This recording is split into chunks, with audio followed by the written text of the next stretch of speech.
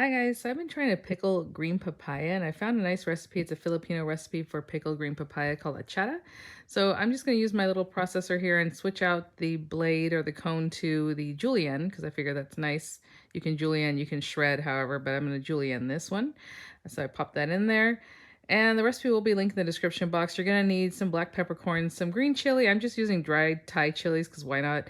Some bell pepper, carrot, onion, garlic, and ginger. Of course, your papaya. What I'm going to do is I peeled it. I'm going to cut the top and the bottom off and then cut it in half and scoop out all those little seeds and just clean it out really nicely. I did chop the papaya into manageable chunks so it can go into the shoot here.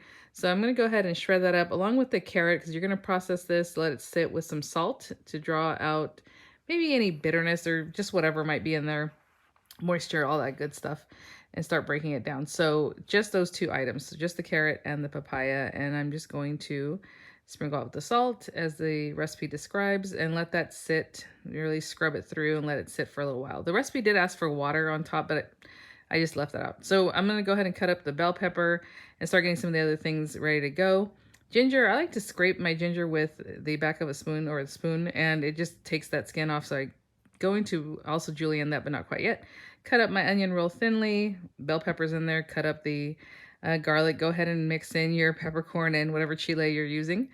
And now we're going to go ahead and rinse out the papaya and carrot. And you're going to want to rinse it really well, get all that salt out. And then you're going to give it a good squeeze. I'm using one hand because of my phone, but you're going to want to squeeze that really well. And then go ahead and just mix it all together. So once everything's good to go, you're just going to blend it all up, give it a mix. The brine is actually just vinegar, sugar, and salt. I think that's all that's in there. So no water, which is interesting. Go ahead and put that I put it into a quart jar.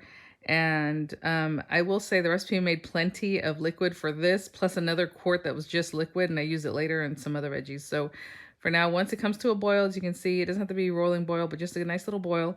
Go ahead and pour that into your jar and just, give it a little pokey poke with maybe a chopstick or something, get those bubbles out.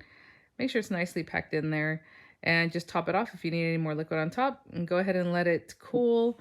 Put the lid on, let it cool, and you can store it in your fridge. So I had made huli huli chicken here. I just want to show you that it's so good, and paired it with some of this atchara, and it was delicious. So really happy with this recipe. It came out really nicely. So hopefully you'll try it.